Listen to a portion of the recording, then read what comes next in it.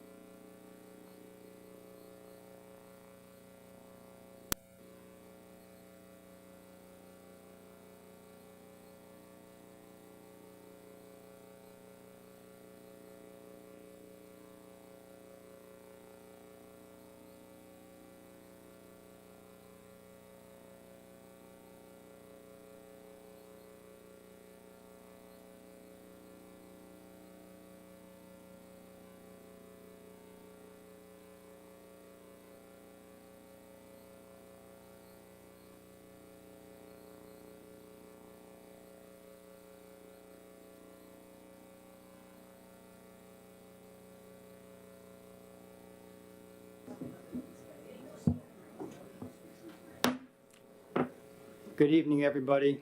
Welcome to the regular city council meeting for Newcastle. The date is March 4th. The time is 7:05. The council met at 6:30 for an executive session where no decisions were made or no actions were taken. A reminder that if you want to comment on public comment, there are 2 sign-up sheets over on the table. Please sign up. If you sign up and decide you don't want to talk later, that's fine. But please sign up if you think you might want to talk. At this time, please join us in the flag salute.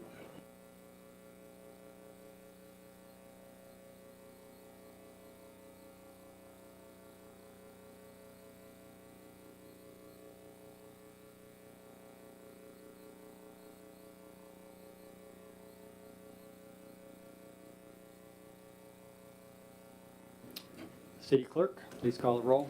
Councilmember Burford. Here. Councilmember Sherlock. Here. Councilmember Griffin. Here. Councilmember Quigg. Here. Councilmember Charbonneau. Here. Deputy Mayor Lacotia. Here. And Mayor Clark. Here. All here, Mayor. Thank you, City Clerk. Next up is agenda approval. Do I have any desired changes or additions to tonight's agenda? Yes, Mayor, I'd like to add a discussion to the Thule project. Okay, I'll second that. So we have a motion to add a discussion of the Thule project. And you have any comments? Councilmember Griffin? I have no comment. No comment from me. So the motion on the floor is to add an agenda item to discuss additional discussion of the Thule project or Tool project. Any comments or discussion on this? Can I ask for clarification, Mayor? Sure, Is action intended? potentially. Any comments? Okay, the motion on the floor is to add a discussion of the Tool development with possible action to be taken. All in favor, say aye. Aye. Opposed? Nay. Okay, I'm going to need a hand vote, please. We'll redo that. All in favor, aye, raise your hand. Opposed? Okay, motion passes 5-2. That will become general business item 12.5 at the end of the meeting. Okay, next up is public comment. So tonight, if you've signed up for public comment, we'll call you to the podium. You'll have 3 minutes to talk about whatever issue you'd like. There will be a buzzer that will sound at the 3-minute point. We ask you to wrap it up, please, and conclude your remarks. Okay, first up, Carol Simpson. Come on up, Carol.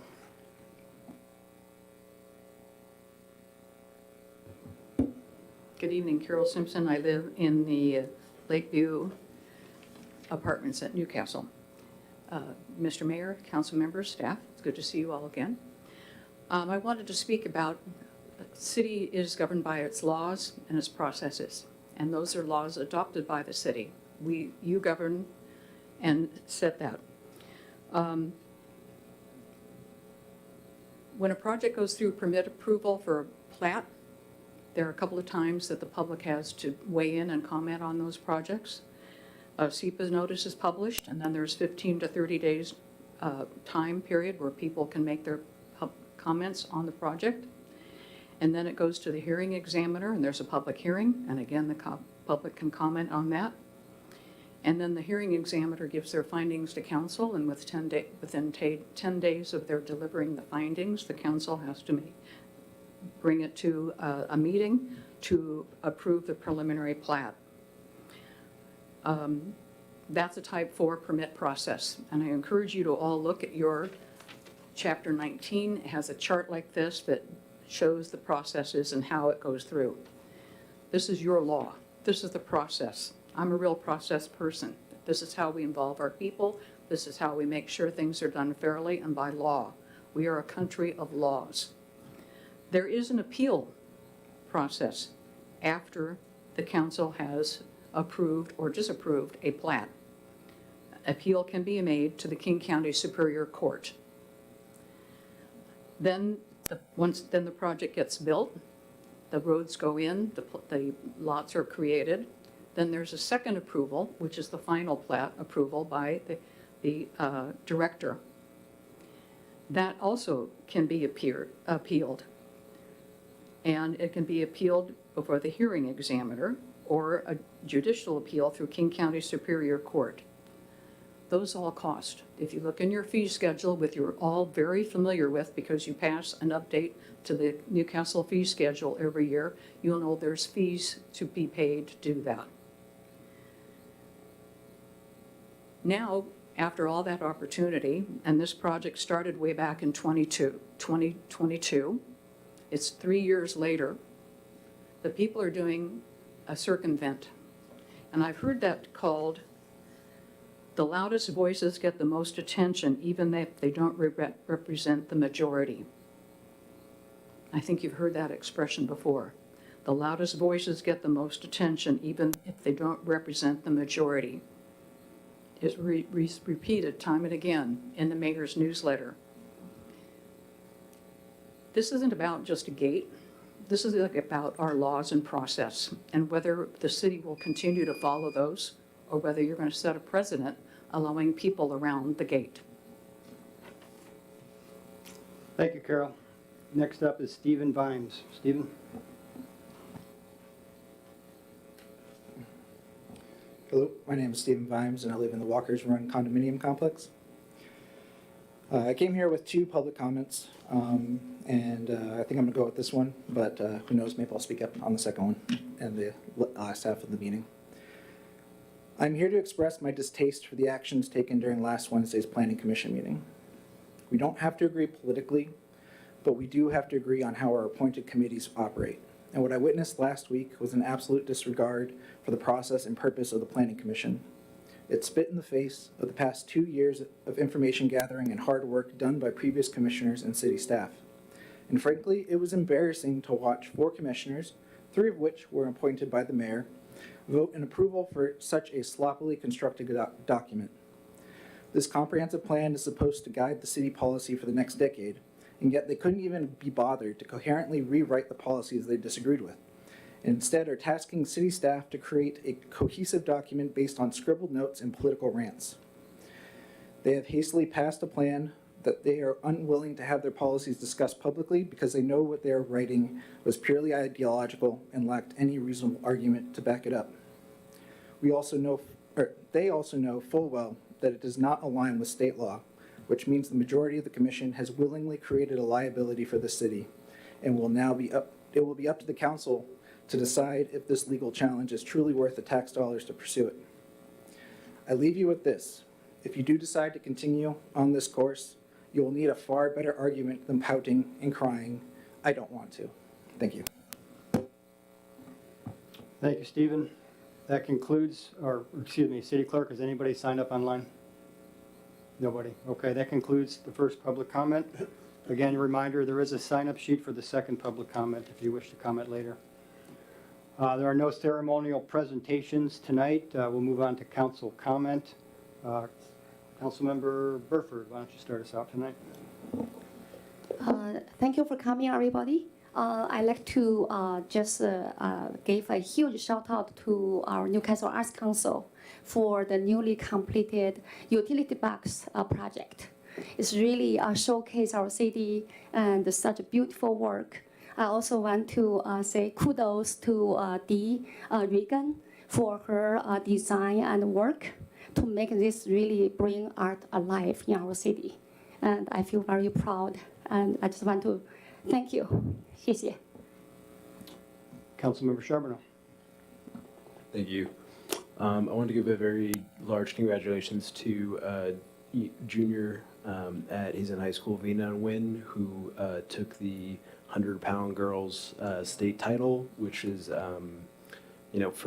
this is the first time it's ever actually happened in Hazen High School history, so it was really exciting. She's a great kid, and it was super exciting to see that do that. Lost one time all year, had only been taken down one time all year, which is incredibly impressive. And then another first as well, the girls wrestling team for Hazen finished 10th in the state, the highest of any King County school, which is also another first, which I was really proud to just be and humbled to be a part of that. And I've worked with a lot of these girls for 4 years, 3 years, 2 years, and just gotten to see them grow and be really adopt the sport on the girls' side. It's just been super awesome. I wanted to extend a big thank you to Scott Marsh for his years of service on the Planning Commission. I know he recently stepped down from that role, and I just has been incredibly kind anytime I've interacted with him and put a lot of care and heart into that work. I know, so thank you so much, Scott. And then I just wanted to share too, I'm excited. This Saturday, I'll be speaking to a group of young policy professionals in their fellowship program, talking about campaigns and elections and serving in office, and then a program of which I'm an alumnus, and then I'm really excited to be speaking on March 13th at Bellevue College to a group of Bellevue College students for their legislative reception about local policymaking. I'm really thankful that's been the fourth or fifth time I've been able to go to speak to Bellevue College. I must be saying some of the right things because they keep inviting me back. So thank you so much. And then echoing Councilmember Burford about the Arts Council, I was scrolling on social media and I literally stopped when I saw how stunning that art piece was. So that's a really great addition to our city. Thank you. Councilmember Quigg? Paul, you stole my thunder. I'm sorry, Councilmember Charbonneau, you stole my thunder. First of all, Ed Flash, all of the Arts Council people, bravo. Those look really cool. On the Planning Commission, I was always saying the word aesthetics. Aaron got tired of me saying aesthetics. I really think Newcastle could be prettier, and I think that's a good step in the right direction. So congratulations to Ed and the Arts Council. Secondly, the Activities Commission. Nathan Sticks, I know he's the president, but what he also did recently as the HOA president of Olympus was get Chief Kajihiro to get together with all the residents and talk about safety and security, and he got everybody together. I thought that was fantastic. It was, you might have been there, Lynn. It was a very, very well-attended event, and I love the fact that the chief is so public. He's at every ding-dang Christmas party, egg hunt thing we do, and so I'm proud of the chief for being part of that, and congratulations to Mr. Sticks for putting that together. And finally, Commissioner Marsh, Planning Commissioner Marsh and I spent a ton of time together, an ungodly amount of time together, in a car driving around Newcastle, on the phone, and in meetings here, going through that ding-dang comp plan. And I just wanted to say, bravo, Scott Marsh. Nobody, and I mean nobody, worked harder than that lawyer to understand every word and comma in our comp plan. And so I just need to say thank you, Scott, for all your hard work serving the city without pay. I'm getting $500 a month for sitting here. Thank you very much. Scott got $0 every month, but worked his tail off for our city. So thank you, Commissioner Marsh. Councilmember Griffin? Thank you, Mayor Clark. I want to welcome everybody tonight. It's nice to see folks out there in the seats and somebody to pay attention with what we're trying to do. Thank you for being here. Councilmember Sherlock? Thank you, Mr. Mayor. I'll just echo the wonderful sentiments for the Art Council and congratulations to Councilmember Charbonneau with your wrestling team. And a huge thank you to Scott Marsh. Really appreciate all the hard work that you volunteered and gave your time for the city. I'm going to add a thank you to Amy George, who I'm so glad is sitting in the in the audience tonight. I'm assuming Amy did this, but it was quickly posted yesterday about the accident on Coal Creek on social media, and it was just really helpful because at that time I'm usually waiting at the bus stop with my children, as a lot of us are, and I was able to take as many kids as I could fit in my car safely to the school instead of waiting for however long. Our bus stop was all taken care of, but I really appreciated having that heads up as quickly as possible. So thank you. And then if you'll indulge me for just a moment, this has become a tradition that I kind of took on from former Councilmember Bissett. This is the time of year where I publicly say how thankful I am for my wonderful husband. We celebrate our dating anniversary, which is much longer than our wedding anniversary. Yesterday marked 28 years. And I just really appreciate the opportunity to have him as my partner in life. And thank you for letting me say that on the record. You met your husband when you were 1 year old? Deputy Mayor. Good evening. Today I want to express my deep disappointment by the unprofessional email sent by Mayor Clark on February 21st to the full council. As a dedicated member of the Finance Committee for over 3 years, I have made significant contributions, many of which are well known to this council. To highlight a few, I have conducted in-depth analysis of the REIT fund, strategically repurposing over 1 million plus to minimize the financial burden on general funds. Similarly, recently, I optimized the use of swim funds, recently saving over $90,000 in the general fund. When T-Mobile contract came up for renewal, I thoroughly reviewed it, consulted with a citizen, and helped develop a renegotiation model that ultimately led to increase in revenue, an effort successfully executed by Director Jeff Browns. I have meticulously reviewed budget by each line item every year, identifying opportunities to save thousands. Most recent, the financial policy to allocate cumulative reserve investment interest to general fund was my idea. I played a key role in optimizing the use of ARPA funds, which contributed to balancing the budget. I have audited expenses, undertaken numerous and other initiatives, efforts that require far more than 1 hour per month that the mayor seems to assume.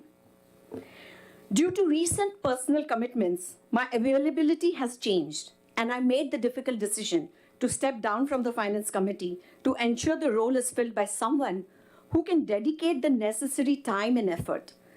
This decision was made out of respect for the position and my commitment to responsible governance. Rather than acknowledging my contributions, the mayor instead sent a critical email to the entire council, failing to inquire my reasons for stepping down. In a council-manager form of government, the mayor serves as an administrative head and duties equal to those of other council members. He is not superior. Council members are accountable to the citizens, not to the mayor. Furthermore, he removed me from all other committees without consulting me. When Steve Tallman, ex-council member, joined the Finance Committee, after a few months, he left the Finance Committee. Why was he not removed from all other committees? Why a differential treatment with me? Moreover, he criticized all the members of the Economic Committee without understanding the circumstances behind its meeting schedule. Councilmember Charbonneau, did he check with you regarding the Economic Committee? And Director Fitzgibbon, did he check with you? He surely didn't check with me. If the mayor cannot recognize and appreciate the efforts that we council members put here, he has no right to unjustly criticize us. He cannot just swap or remove members in the committee without consulting them first. This level of unprofessionalism is unacceptable. I expect a formal apology. Newcastle deserves a better leadership. Thank you. Thank you, Deputy Mayor. I guess I'm not in that fan club anymore. So the Deputy Mayor is correct. My email was unprofessional. I apologize. The Deputy Mayor has made significant helpful contributions to our financial situation. In fact, I was going to mention it later, but I'll mention it now. I had a mayor's call today with the North Mayors Group, and every city around us is in financial difficulty. I mean, they're struggling. The county's struggling, the state's struggling. Our city is financially healthy to the point we didn't raise taxes last year, and a significant amount of that gratitude should go to the Deputy Mayor. So I apologize. I completely apologize. I was unprofessional. That email is a public record if anybody wants to see it. I was being a snarky kind of a a snake, so to speak. So I was having a bad day, and it's no excuse. I'm a leader. I should be more professional. So Deputy Mayor, I apologize. I appreciate your contributions to this council. All the financial things you've done for us have made our city better for the long term. So other than that, I had no comments prior to that. So that's it for mayor's comments. We'll move on to council committees. Finance Committee. Thank you, Mayor Clark. The Finance Committee met on the 26th of February. We got a, from Director Chambers, she brought us a snapshot of our healthy condition in the city. Looked very good. She's managed to make a lot of money through her way of investing. We spent quite a bit of time her explaining the investment policies and the things that we have to deal with. She's making a lot of money, and the investments due to the increase in the interest rates. So we really appreciate her. Thank you, Deputy Lindsay, Director Lindsay. Any other committee, economic and community development?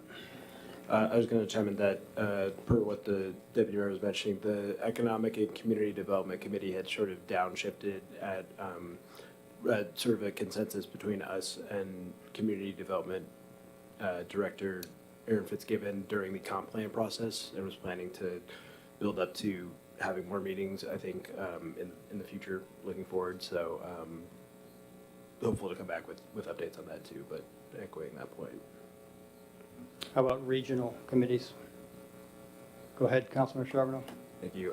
The February Public Issues Committee, which is Regional Policy Group, was canceled, but the Mental Illness Drug Dependency Group met, discussing a name change as there's some negative connotations with referring to it as drug dependency, and then covering the mid-financial plan.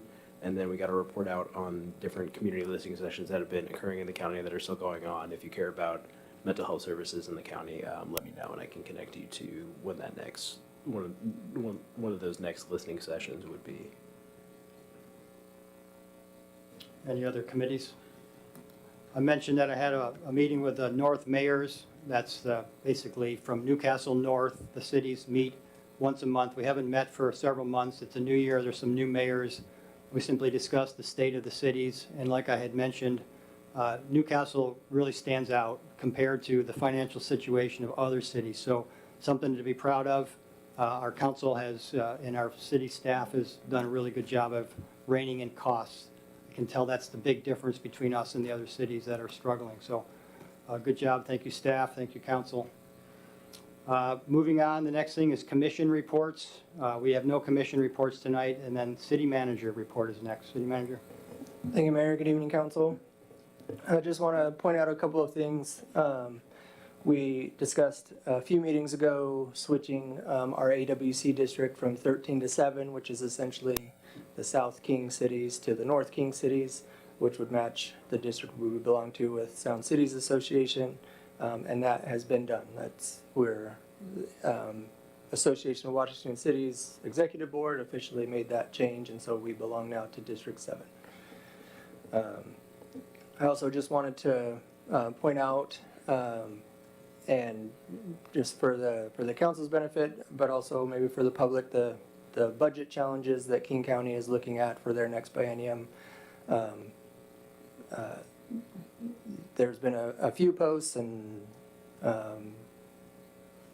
Sheriff Cole Tyndall put out a video basically discussing the $30.2 million shortfall or budget cut that the King County Sheriff's Office is looking at and how that might affect services. One of the nice things about being a contract city when it comes to those budget cuts is that we specifically pay for our level of service. And so from a level of service standpoint, as far as the officers and our that level of service that we pay for, we shouldn't be affected. What will be affected is some of the overhead costs and the support staff, but also unincorporated officers will be affected. And so really an effect on us will be if our officers now have to get pulled to respond to unincorporated calls and whatnot. How that would look and whether we have to do some reverse contracting is still to be determined.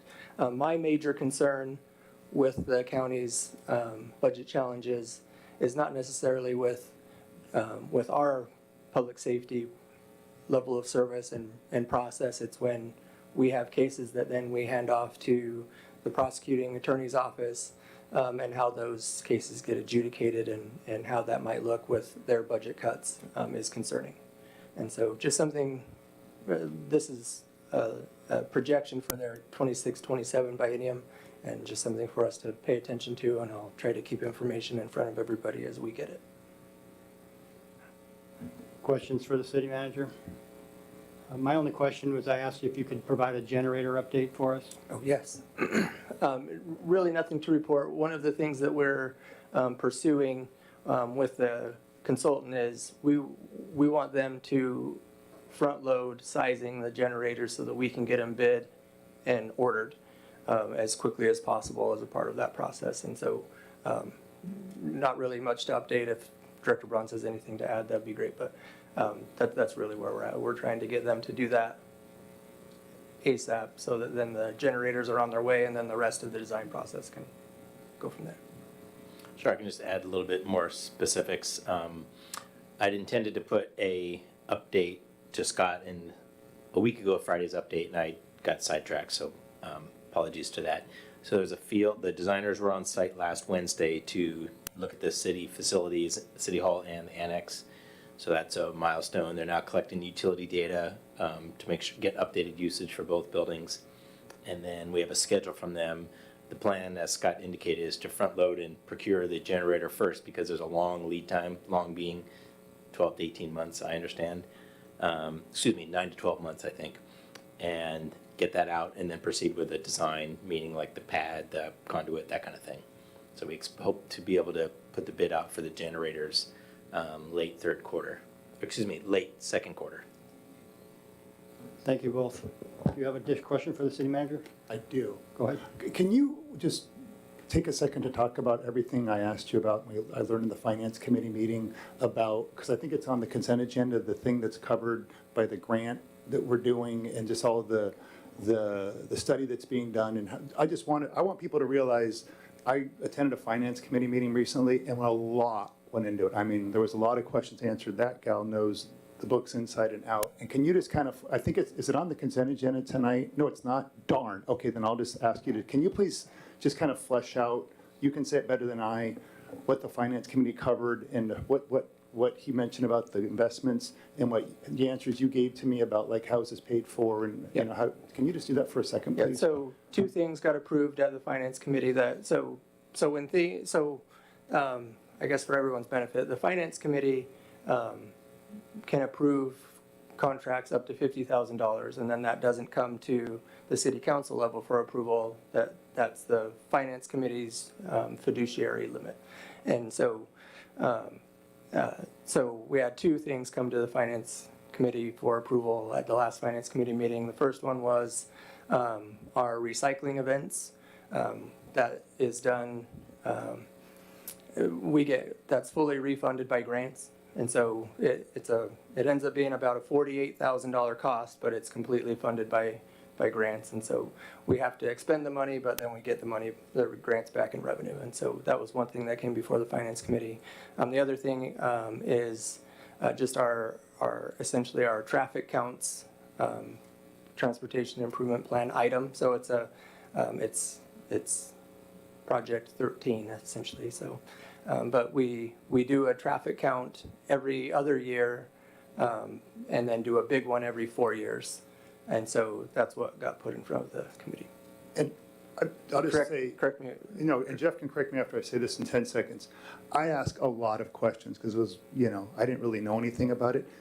These two had detailed, long, okay, that's enough answers to every question. So I just want to commend Lindsay and Scott for their answers. Thank you so much. Sorry, Director Bronze. Just to clarify, it's a pavement condition survey that we conduct. Every 2 years we do the arterials, and then on the 4-year cycle we do all the local streets. So it's the pavement condition, and we use that to evaluate which streets we overlay. Okay, moving on. The next up is the consent agenda. Are there any objections or alterations desired to the consent agenda? Okay, seeing none, show the consent agenda approved as written. There are no public hearings tonight. There is no unfinished business. We're now in general business. General business item 12.1, adoption of ordinance 2025-970, the 2025 first budget amendment. Director Chambers, go ahead. Thank you, Mayor. Good evening, Council. So before you tonight is a agenda bill and a sample ordinance for our first budget amendment of the year. We do this every year once the books are reconciled through December of the previous year and we know what fund balances we have to carry forward. So this amendment is primarily just those carry forward items that we have discussed in one way or another. We're reconciling our fund balances for the beginning of the year to the end of 2024. So you can see that we're carrying forward a little over $4 million from what was unspent last year. And then we have both revenue and expenditures mostly that are carried forward. We do have a couple new items, for instance, the TIB grant in transportation capital that was awarded after we adopted the 2025 budget. As well as I have the pandemic relief plan items included because although we did approve the new plan, it was after the budget was adopted. So we just need to do the housekeeping item of adding that back into this year's budget. Other than that, there's nothing major. I think when I did the fourth quarter report, we discussed a lot of the projects and stuff that had been delayed or were still in progress and carrying forward into this year. So the ending amounts for all of those changes are a total budget. So when we're looking at our full budget, meaning beginning fund balances and revenues are equal to expenditures and ending fund balances, that's going to be an additional amount of $5,414,202 to the total budget. And with that, I'll take any questions on the details that are in Exhibit A or in Exhibit B. Okay, questions for Director Chambers? Anybody? Once again, you've left us speechless, it seems like. Thank you. So I will entertain any motions right now, if anybody would like to make a motion. Go ahead, Councilmember Charbonneau. I move adoption of ordinance 2025-970, amending ordinance 2024-667, the 2025 budget as presented. Second. Okay, it's been moved and seconded to adopt ordinance 2025-970, amending ordinance 2024-667, the 2025 budget as presented. Councilmember Charbonneau, you want to add anything? Thank you for your work on this, Director Chambers. Or Councilmember Sherlock? Yes, thank you very much. Okay. Once again, the motion is to adopt ordinance 2025-970, amending ordinance 2024-667, the 2025 budget as presented. All in favor, say aye. Aye. Opposed? Okay, motion passes 7-0. Thank you, Director Chambers. Appreciate that. Next up, item 12.2, the discussion of the facility use policy. I believe the city clerk is going to lead this discussion.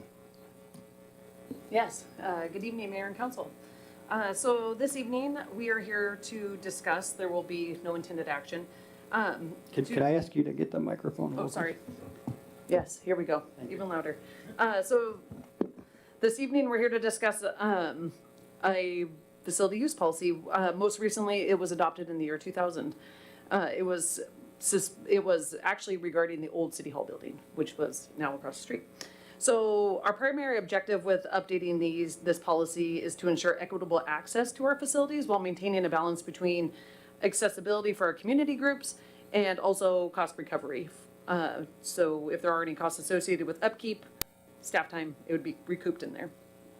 So the main changes to the policy from the 2000 policy to the one that is in your agenda packet is covered facilities. That one, as I stated, is related to the old City Hall building. This one would cover the council chambers that we're in now, front conference room, and also our parking lot. So that would be where this policy covers, not outside of that. The other thing is our fee structure looks different than our old policy, as if you looked at the old one from 2000. The goal with the fee schedule is just to recoup our staff costs and any needed maintenance. And then the usage of it would be, we wanted to clarify the rules regarding allowable uses, responsibilities for setup and cleanup, and also new requirements for security and insurance. So the importance of that is obviously to protect the city, and also the users of the building. So that is a very high level overview. It's all in your packet. I would like to call attention to one little aspect of it, which I did note in my agenda bill, is that there has been some discussion about allowing non-city sponsored special events to be held at Lake Bourne Park. Our insurance carrier actually defines special events, and it is special events that involve more than 100 people or that are open to the public. After evaluation, as I stated in my agenda bill, we've concluded that it is not feasible at this time to open the park to non-city sponsored third-party special events. Key factors included limited staff, keeping the park an asset for the whole community, and most importantly, the city repealed its special events ordinance in 1999. So it's no longer in our municipal code. So we do not have a formal mechanism to permit such events. So that is hopefully a quick overview of my agenda bill. As I stated, there is no action required tonight. This is just a discussion. After this discussion, and based on your feedback, we could bring back a resolution for consideration at a future meeting. So we would just take the notes from here and incorporate them in as the council sees fit. So with that, I will take any questions. And also I would like to, Amy is here, Amy George. She worked on this with me. We worked on it hand in hand. So if there's any questions, I might defer to her as well.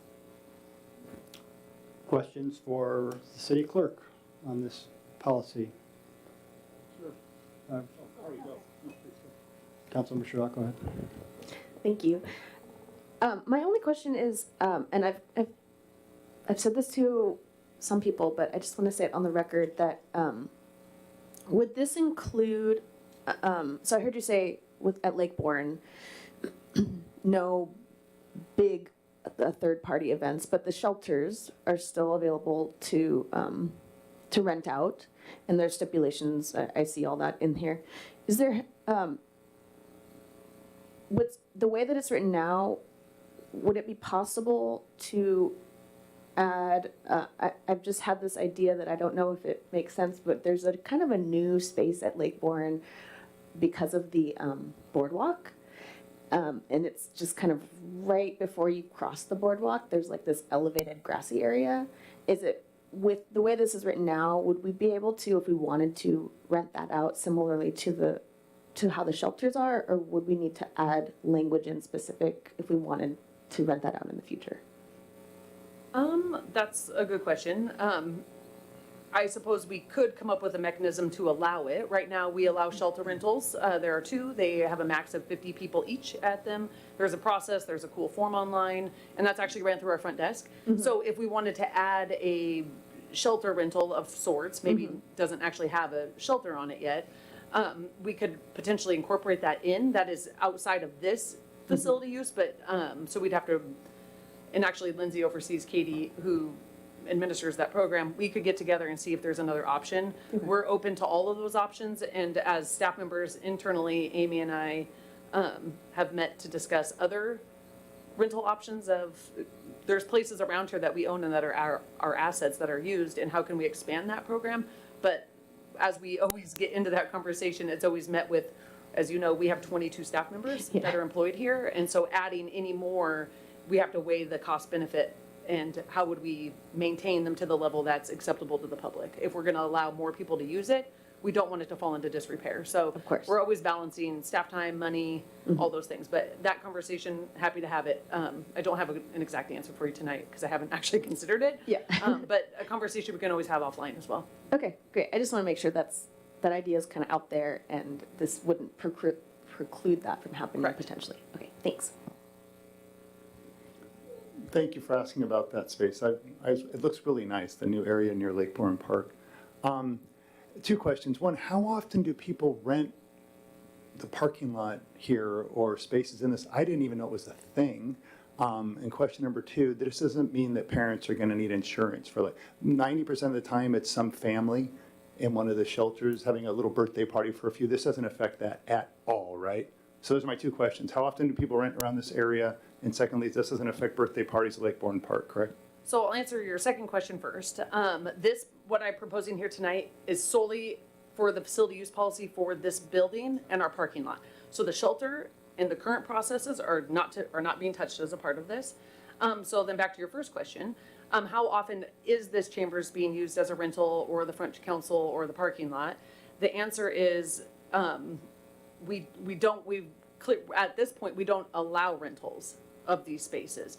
Why this is coming to you all is that we've had inquiries from HOAs. We've had, last year we did, through contract and insurance, we did allow the Arts Council to use our parking lot.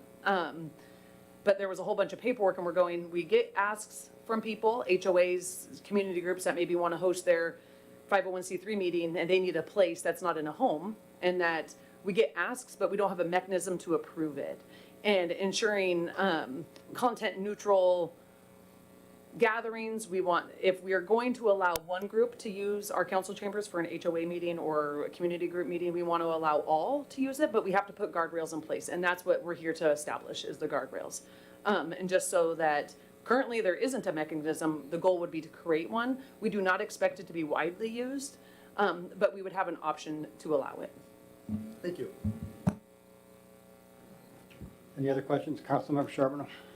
Thank you. I think you largely answered it there, City Clerk. I was just curious, because under the key updates, there's a bullet point talking about enhanced usage guidelines that says clear rules on allowable uses, but that's not, I guess, specific. I wanted to make sure it didn't become something that'd be like politicized and just there's not certain groups are allowed to engage in council chambers and others aren't. So is there, is this gonna come back before us at some point, and then can we give you, is there any feedback we can give, just send to staff along the way with this, or what would be preferred next steps too? Yes and yes. So the goal would be to bring this back as a resolution for you to approve, which would then we would rescind the 2000 policy that currently prevails. We would rescind that policy, and this policy would become the new normal. Feedback, always open to it. If you have suggested language or a change here or there, please send it my way. Happy, if you want to redline the document, I can send you the Word version if you have quite a few edits. If it's pretty simple, just send me a bullet point list of what you would like to see come back. Whatever, I'll incorporate any changes that I receive, and then it would come back to the council as an agenda item under general discussion. So you will have another round of reviews available to you before it becomes a policy. Oh, sorry. And just to answer your question about it being politicized, any requirements or restrictions or guardrails placed on the policy would be content neutral. And so everybody would get to use it regardless of their beliefs or views. Just one question. So a couple of years, the Newport Woods Homeowners Association asked me if I would let them in here to use this on a couple of occasions. So I see there's exceptions for government, but I mean, how would that fall? Would they have to pay and I'm just here because I'm acting as a staff member, or is that a government function, or how would that work? That's a good question, and we have gotten that question from other HOAs who want to meet outside of somebody's house. Maybe they're too large, or just they want to have a third-party space. It's a neutral space. HOA would not be considered a government. When we listed in the policy potential exceptions or exemptions, it was mostly for community groups that are, if they're a community partner of ours, such as like the Arts Council. I mentioned them in the parking lot. That could be an exemption maybe, but also mostly police. Our police officers use this room for their meetings. They have I think a quarterly or a yearly meeting. We host like a luncheon here that the sheriff's office puts on. So allowing some exemptions, and HOA would be beholden to the fee schedule. We tried to balance the fee with our staff time, so that it's fair and equitable, that we're not giving away our staff time, but also not creating such a fee that it is burdensome to those groups. So in the case of your HOA, they would be subject to the fee. Okay. Seeing no other questions, I guess we'll wait to see your resolution at some point in the future. Thank you, City Clerk. Moving on to agenda item 12.3, sustainability model discussion. Is that City Manager or Director Chambers? City Manager, go ahead. I'm going to take it. I'll kick it off. So with the approval of the first budget amendment, the housekeeping budget amendment for the year, we always try to well, at least I guess we're establishing a new precedent. We've tried to get this in front of the council earlier in the year, and we've had some transition in the finance department, and so we're excited to be at this point in the year to be able to put the sustainability model back in front of the council with 2024 actuals updated, and then be able to put that in front of the council so that you can play with it, you can come up with your ideas. What's in there is what you've seen before as far as revenues go. We've added in some things that are anticipated as far as we've put them in there as expenditure reductions because they would reduce general fund expenditures.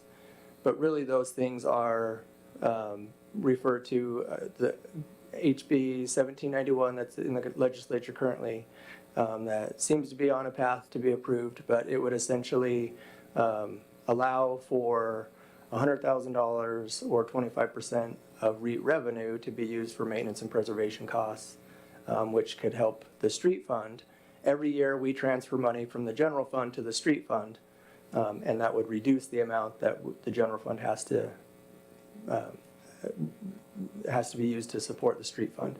And then the other one is just the adjustments that we are working on this year to move all of our public works staff to the annex. Essentially what that will do in this building is create additional tenant space. And so that will reduce the amount of general fund dollars that needs to be used to support the facilities fund. And so those two have been added. There's an additional one, and I'm going to let Director Chambers kind of speak to it as far as the Transportation Benefit District. Thank you, City Manager Pinkel. He introduced that much better than I would have, so thank you. So as you mentioned, we're looking at a second option for Transportation Benefit District. There is the car tab fee that we've discussed in the past, but they also have a 0.1% sales tax option. And one thing with the Transportation Benefit District, you can add one or the other or both. You're not limited to one or the other, but we wanted to add the 0.1% sales tax option as another revenue source because that would be something that would be assessed on anybody coming into the city, not necessarily just people that are residing within the city limits. So I'm working with our sales tax consultant to get a conservative estimate. I checked in with them today. They hope to have a number to me by tomorrow morning. And so we plan to send the worksheet out to you tomorrow. I'm going to wait until I get that number before sharing it so we can add that in there. But it's another option that we wanted to present to you. And then before I send the model over, just to let you know what we've updated it to. So as we mentioned, we've reconciled all of 2024. And so the actual numbers have been updated in the model, and then the 25 through 2030 budget and forecast numbers have all been updated to match what was in the most recently adopted budget. So you'll see those numbers reflecting what we just went through and discussed this last budget season. And then some of the revenue options have been adjusted just slightly based on what those adopted and new forecasted numbers are showing for us. Deputy Mayor, go ahead. Do we have an insight on the golf course fee? Like how much are we getting? So they won't be doing their first return until April. And so in April, we'll have an idea. I imagine it'll be a little bit on the low end because of some of the weather events that they've had. I know when we had the snow event a couple weeks ago, that definitely impacted their use. But in April, we'll get their first quarter return and start getting an idea. Any other questions? Councilmember Sherlock? So just to be clear for everyone listening, we have not received this model yet. It's almost ready. So you'll send it out to you'll send it out to the council, and then we get to kind of start playing with it, and then at some other time in the future, we'll get together and discuss. Right. We'll continue to prod you to put something on the agenda for discussion, and we'll get it scheduled. But we want to get it out to you early so that you have a chance to work with it, see what it looks like, and then we want to bring it back for discussion at a future meeting. And just to add on to that, one thing City Manager Pingle and I had discussed was to be able to get it to you this early so we have a couple months and could ideally have a discussion before we get into the capital improvement plan talks this summer and then, of course, the budget sessions. So we'd like to give you guys as much time as possible to look through these before we get to that. Additional questions for the city manager or Director Chambers? Okay, seeing none, we'll move on now to item 12.4. This item was put on by me, so this is the discussion of the POW MIA flag that we fly at City Hall. So I have a dear friend who's a VFW member with me, and he's a member of an organization called Project Recover. So this organization goes all around the world, and they recover missing in action. Like there's over 80,000 missing in action men and women since World War II, including World War II. So periodically throughout the year by state law, we're required to fly the POW MIA flag. It goes up 10 times a year. It's an RCW requirement, and I'm the one who raises the flag. I have the key for the flagpole. So Newcastle does not have a Veterans Memorial, and I'm not advocating for one, right? I thought it would be a really good way to honor these people because to fly the flag in a dish for 10 days each time that it's required to go up. So for example, at the end of this month is Vietnam Veterans Day. We would fly the flag. I'm really suggesting that we make it a resolution or a policy to fly the flag for 10 days in lieu of having some sort of Veterans Memorial. All the freedoms we enjoy, the ability to discuss things, whether we agree with each other or not, has all been given by our veterans, and thousands and thousands have never come home, right? And many will never come home, right? I'm a submariner, 52 submarines lost in World War II, thousands of men, and we're never going to find them, right? So this, to me, is a way to just honor all veterans. There's no proclamation, there's no cost involved, there's no nothing. I already raised the flag. There's not even any staff time other than to perhaps create a resolution. So I would just ask, my ask here is really simple, that since we're already doing this 10 times a year, required, that we just leave it flying and we say, hey, Newcastle is doing this to honor veterans. And it's throughout the year. So there's 10 different random times throughout the year. So that's all I'm asking. I can't make a motion. So, well, first of all, before I ask for any motion, are there any questions about what I'm saying or any discussion or any thoughts? Councilmember Charbonneau? Yes, thank you. So it's for 10 days, 10 different times of the year? Correct. Okay, and are they spread out just for different? There are 10 recognized days that, federally and statewide that are recognized as times to fly the flag. Okay, and then I think traditionally, correct me if I'm wrong, you've gone and raised it and you brought, I think your VFW group. Would that be the intent for each of those times? Would it be something the city sort of announces? Like what would the, good question. How would folks be aware? Excellent question. So the RCW lists out the 10 different times that it's flown. So traditionally, I have the flag at my house. So if it's a day to be flown, like at the end of this month, it's March 29th, on the way to work in the morning, I just stop early and I raise the flag. And then the next day, I take it down. If it's a weekend, already it's required to be up all weekend. So if the holiday falls, or the recognition day falls on a Saturday or Sunday, I put it up on Friday morning and take it down on Monday morning. On Veterans Day, which is one of the 10 days, of course, we have a celebration out here, and which I unfortunately missed last year being sick, but that would be where people gather. But typically, no. I don't really announce it, but I could, and I could say, hey, this is going up, and people could have a chance. But typically, for the last several years, I just put it up when it's due to be put up. Any other questions, or Councilmember Griffin? Mayor Clark, I move to direct staff to create a resolution that requires the POW/MIA flag to remain flying for 10 days each time it is required to be flown by state law. Do I hear any seconds? Okay, Councilmember Charbonneau, thank you. You want to speak to your motion, Councilmember Griffin? No, thank you. I think you've spoke to it very well, and I think it's a good idea to do this. Councilmember Charbonneau? I would ask staff if there's any follow-up mention with this specific action item, or if you have any concerns about moving forward with this action logistically. No.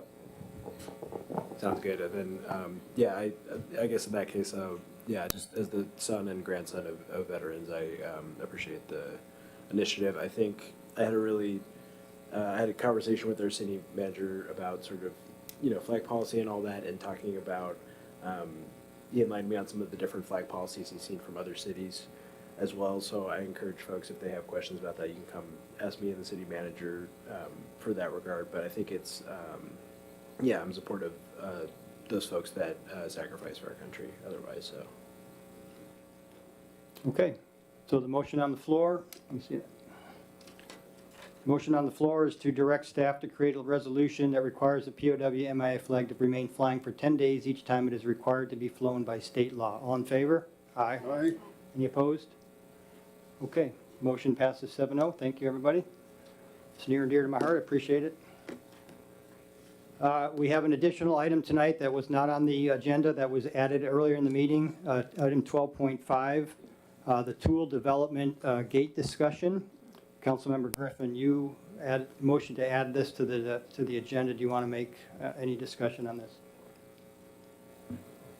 I think we've discussed it quite a lot. It has to do with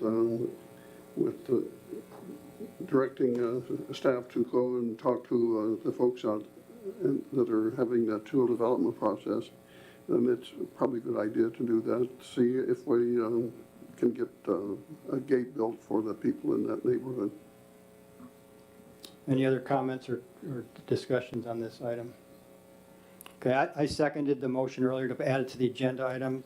Really simply, folks, we're not taking any action here tonight. We're not deciding or not deciding on a gate. We want to ask the city staff to go talk to the developer about the potential for them to install the gate in lieu of other services that they might perform in this project. So that was simply what we're going to be asking tonight. So I can't make a motion. Anybody want to make a motion? Can I have a motion to direct staff?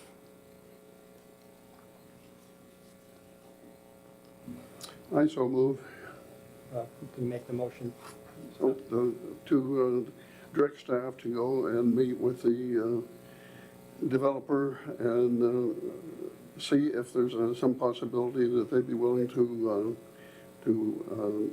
build a gate ahead of time and see what can happen with that. I'll second that. So we have a motion on the floor to direct staff to talk to the tool developer. Sure, I'm sorry. Yeah, let's take a question. Councilmember Sherlock, go ahead. Thank you. Excuse me. So I guess my question is, directing staff to do this, what happens if they say no? Then they say no, right? City manager, do you want to answer a question? Yeah, I think the way that we approach the developer is presenting this as an option that the council's directed us to pursue with them, and especially as the Winfield Ridge residents continue to express their concerns, we would want to pursue it as far as we're going to have to pursue it in a way that allows it to jive with the condition of approval for the traffic monitoring plan, and that's the way we would pursue it with the developer, but they can tell us no and go through the regular process. Okay, thank you. Any other questions? Okay, we have a motion to direct staff to talk to the tool developer to see if they will install a gate in lieu of or as part of the traffic calming plan. All in favor? Aye. Opposed? Okay, motion passes 5-2. City manager, is that direction clear enough? Okay. All right, moving on. That concludes our general business for this evening. Next up is additional public comment. Hopefully, if you wanted to sign up, you did so. There's a sign-up sheet over there on the table. City clerk will bring me that. Again, like before, you have 3 minutes to. Thank you. You'll have 3 minutes to discuss whatever you'd like to talk about. When the bell goes off, we ask you to wrap it up. Please state your name and neighborhood. First person up tonight is Robin Brown.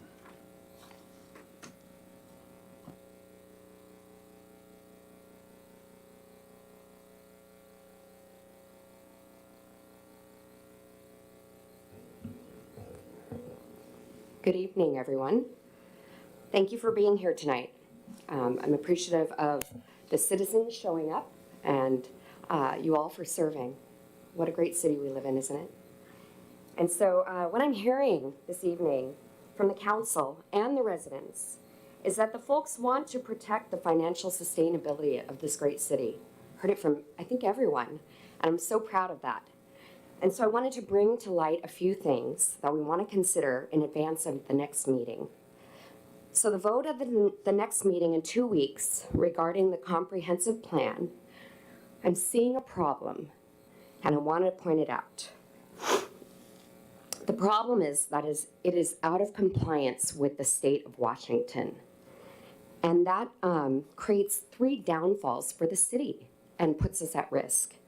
One, it leaves the city of Newcastle open to lawsuits, much like Mercer Island is going through right now, because they are out of state compliance with the same issue that is in our plan currently, which is the affordable housing. I think we're all familiar with that in the plan.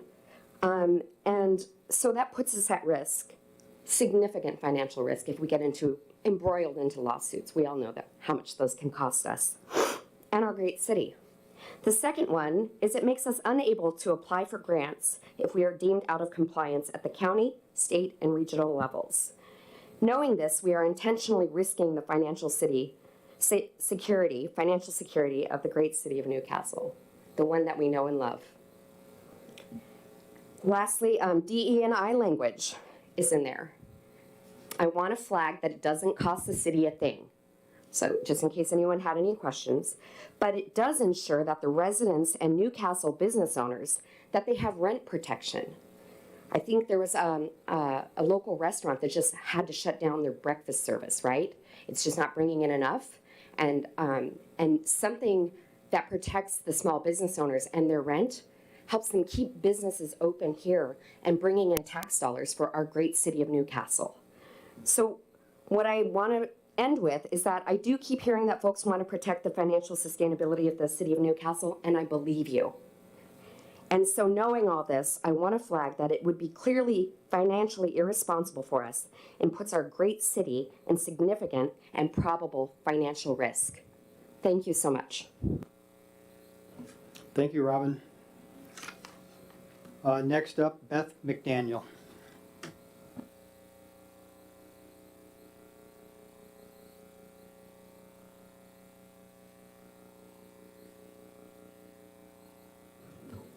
Good evening. Again, my name is Beth McDaniel, and I live in the Drayton Park neighborhood. And if you've never heard of that, there's no sign. It's in Southwest Newcastle, and I'm a 21-year resident, and I enjoy very much living in Newcastle. I'm proud to be a resident of Newcastle, but I'm also a concerned citizen. And my comments tonight are primarily directed to Councilman Griffin and Mayor Clark. And I'm just going to go through my notes, so please bear with me. Councilman Griffin, in the meeting before the vote regarding the proclamation for Lunar New Year, you made the comment, I'm not going to vote on the proclamation because my voters would not like that. I just want to gently remind you that you represent all citizens of Newcastle, not just those who voted for you, but those who didn't vote for you and those who didn't vote for all. Both of you tend to make comments based upon your personal life experience. You know, the road's wide enough for me. I don't see racism. And of course, you're here to listen and you're here to represent the citizens of Newcastle. With regard to to racism. I'm going to read from a document that's dated June 5th, 1944, and this is a warranty deed, and has many restrictive covenants. And one of the covenants is that the premises shall be owned and occupied only by people of the Caucasian race. These restrictions shall run with the land. It is a condition that any breach of the foregoing restrictions shall render this deed absolutely null and void. And said premises shall immediately revert to the grantors, their heirs, or assigns. This was for a property located on Paradise Point, which is just over the Newcastle border. We embrace, our history of coal mining, but we have to embrace our history of restrictive covenants as well. And yes, we're in 2025, but there is loss of generational wealth with restrictive covenants like that. And so that is part of our town before it's corporation. That is part of our DNA. Mayor Clark, I appreciate your apology to the deputy mayor. That meant a lot. I, like many others, saw clips of that email and saw the snark. And it's sadly, it's almost the norm with you, it seems, to have snark. And I would just ask you to please exercise self-control and professionalism, when it comes to your public life as mayor. I'm disappointed to hear that you removed deputy mayor from all the her other positions, and I would like you to comment on that at the next meeting, because that's not only concerning, I'm sure, to obviously the deputy mayor, but the citizens as well. Thank you, Beth. Next up, Stephen Vimes. Stephen?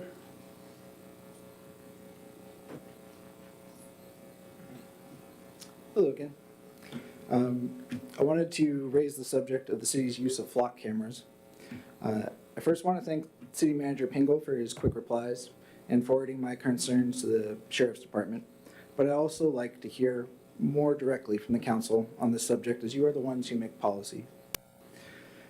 As I wrote in my last email, my concerns about this technology are the power of its potential invasiveness and the eagerness to deploy it without proper safeguards and adequate transparency. I also know that there is a very fine line between being wary of constitutional violations and what can sound like paranoid ramblings. So I wish to give some personal experience to help make my stance clear. As I mentioned before, I live in the Walker's Run complex, which is wedged between Coal Creek Parkway, Golf Club Road, and Newcastle Way. Almost every day, I drive through the intersection of Newcastle Way and Coal Creek Parkway. At that one intersection sit 4 of the city's 6 flock cameras, meaning that since they were installed, and at least twice a day, flock systems have made a record of my car. Now, I find this to be a pretty massive violation of my right to privacy, but for some reason, when it's done by a seemingly passive object, such as a camera, the concern gets brushed aside. So let me give you the analog version. How would my right to privacy look if Newcastle PD, without any warrant or credible suspicion of criminal activity, placed an officer at that same intersection to create a log of my car's movements over 30 days, noting all my comings and goings, down to the time of day and whichever direction I was headed in? That feels a bit more violating, right? But that is exactly what these mass surveillance systems are doing, and not just to me, but to everyone else who uses that intersection on a regular basis. This violation of rights is the basis of a lawsuit happening right now against Norfolk, Virginia, with the Chief Judge, Mark Davis, writing, "A reasonable person could believe that society's expectations, as laid out by the court's decision in Carpenter v. United States, are being violated by the Norfolk flock system. With the continued use of these systems, we are leaving our city open to similar lawsuits." But even with all of that, I want to close with this parting thought. The length of record and the level of tracking of this system is only desired when there is a blanket assumption that at some point in time, each one of us in this city will commit a crime. Is this the type of community that we want to build? One where it is required to give up our right of presumed innocence? Thank you. Thank you, Stephen. Did you tell me there's somebody online that wanted to comment? They did not join. Okay, that concludes the second public comment. Thank you, everybody. Yeah, I'm sorry, Ed, we were taken only from the sign-up sheets. Yeah, So there was, and I guess, perhaps, I thought it was clear several number of meetings ago, but there's plenty of opportunity for people to sign up. And so what happened at one meeting a while back is that everybody in the audience raised their hand, and then one person was commenting on the other person that just commented. So we really want to keep it so that, you know, people sign up with an intended comment, and you can come up, and you have plenty of opportunity before or during the meeting to sign up for either public comment. So that's why we also take online ahead of the meeting, as people have the time to think about it and prepare and make a deliberate comment. So I apologize if that was not clear to everybody, but that's what we're going to be doing, is taking strictly off the sheets. There's plenty of opportunity for the sheet to be accessed. Okay, moving on. Planning calendar is next. City Manager. Thank you, Mayor. As the council's aware, the big item for the March 18th meeting is the comprehensive plan. And we'll also have a financial policies update for you at that time. It's fairly basic. One of the things that the Finance Committee tackled at their last Finance Committee meeting was how we distribute investment interest. And so the change being proposed is to, for any of the investment interest that the cumulative reserve, that would go directly to the general fund, rather than staying in the cumulative reserve fund to build in the cumulative reserve fund. And then the other item was similar. Councilmember Griffin mentioned it in his comment and his report. We talked about separately managed accounts, which is a way for us to, so right now we only invest primarily in the local government investment pool. It's very liquid, but it also really follows the market. So when the market dips, or when interest rates are really low, our returns are going to be really low. When the interest rate gets really high, our returns will be really high. We want to maximize the high times and minimize the low times, and so it just adds an investment option in the financial policies in order to be able to take advantage of those options. And then coming up in April, we'll look forward to either doing a study session to talk about the strategic plan and updates to the strategic plan, as well as County Councilmember Dunn has requested to attend. Right now we have him scheduled for April 15th. Still waiting to hear back from his staff on if that works for them or if we need to use April 1st, but he'd like to come and do a State of the County presentation to the council. I'll take any questions.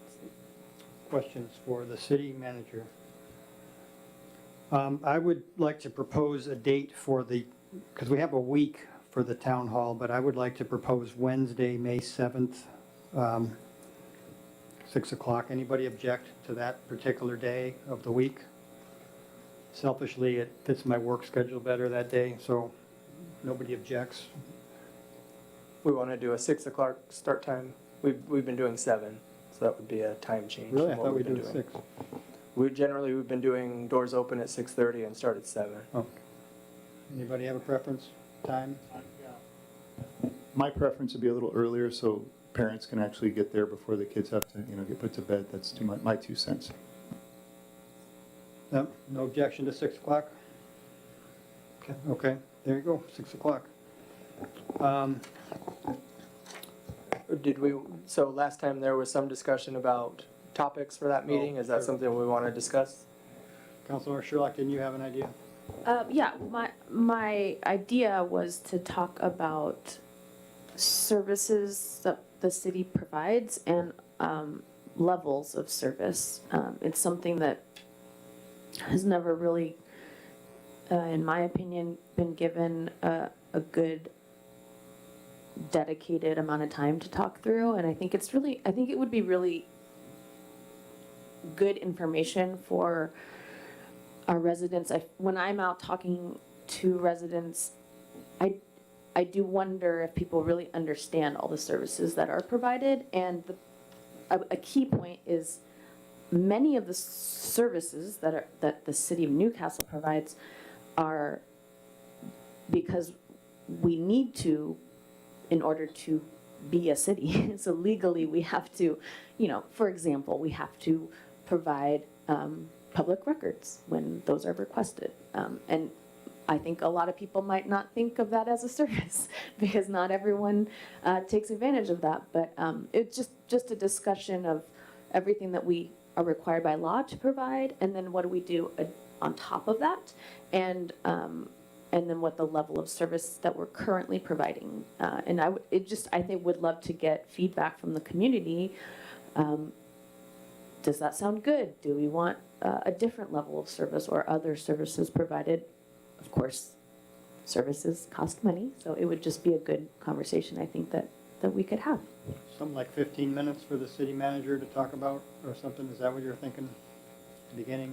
Because we want to save most for questions and answers, but it's like. Sure, I mean, I think I have every confidence that our staff can put together a good presentation. I'm not sure if 15 minutes would be sufficient, but I would defer to them. Deputy Mayor. Yeah, I would just like to add to what Councilmember Sherlock said, like definitely put a presentation, but if we can also have some metrics in there, like public records, just like how often do we get public records? Any other services, how much does it cost us? Like just an approximate, like, the events that we put together, just like a rough estimate of, so that, people can understand that, hey, this is what the city does and this is how much it costs. And I agree 15 minutes would not be enough, at least 30 minutes, it's if we can do that. And also like if we can separate out legally required services and then ancillary or complementary services that, the city does special to Newcastle, like our, July 4th and concerts in the park and, those kind of things. Thank you. Yeah, I would echo Councilmember Sherlock and Deputy Mayor Lakota. I do like the idea. I think there's a lot that I think would be illuminating to folks that they might not realize that goes on behind the scenes with our work in different services. I think it's a good opportunity. I want to make sure there's an element in there of not just what are the services we provide, how do you as a citizen engage with those services? So see, click, fix, who's the right person to email about this and all that.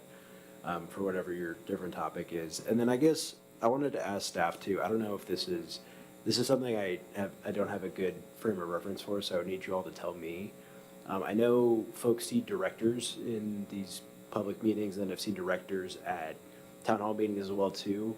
I don't know if there's any desire from other staff members to, maybe spotlight people in the finance department or spotlight public works folks, like the people actually out in the public work case out on the ground doing the work. I think in stormwater, in finance department, planning folks, like if there's any desire from any of them to share and speak to. I know we always put a lot of pressure on the directors. I'd love to spotlight some of those folks in some way, but only if they would like to be, which I'm not sure what they would like. So I just want to throw that out there as well. Okay. I think that's enough direction to get you started? It is. 30 minutes 15 minutes might be pushing it. Okay. We'll exceed that, but I think we could deal with 30 minutes. Okay. I would suggest perhaps that if you're going to focus on services, maybe a table for each department, like this is what Public Works does, or a little show and tell or something, maybe. I don't know. We'll put our heads together just so that we can hit each of those points as far as we have to do these things to be a city. There's things like we have to have a city clerk because we have to do public records and we have to have OPMA compliance and all those things. We have finances, we have to have a finance director and we have to have accountants that do those things. But there's also other things where it's like we have streets, so we have to maintain them. And that's something that we have a little more say in, but we can't mothball our streets. We do have parks. If we're going to have parks, we should maintain them. So there's levels to what we do and what we have to do and what we have options on. Just a quick note.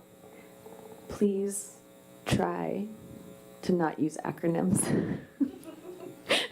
I know it's hard, but yeah, most people don't know what OPMA means. What? Here's my idea. I'm just so excited to hear your 30-minute speech on finance and potholes. Not at all. How much would we have to pay Connor to have him roll up one of those cool snowplow trucks, just so the kids have something to go to and take pictures with? That'd be, something engaging. I know Councilmember Sherlock's idea, I love the idea, but also if they can touch it, take a picture of it, that'd be kind of cool, City Manager Pingle, to have a snowplow truck and Connor can take pictures with them and show them the button to push. It'd be kind of cool to make it fun for people to come to this because they're kind of boring in my experience. Not that I don't love listening to you with lectures and so many slides on the screen, but if we're going to do this at Risden, see if the Renton School District will allow you to pull a truck nearby. That's my 2 cents. Make it engaging, like the mayor said, maybe tables with Director Bonds and Director Fitzgibbons, answering questions. I think it could be more engaging in the future. But I am really looking forward to your slideshow.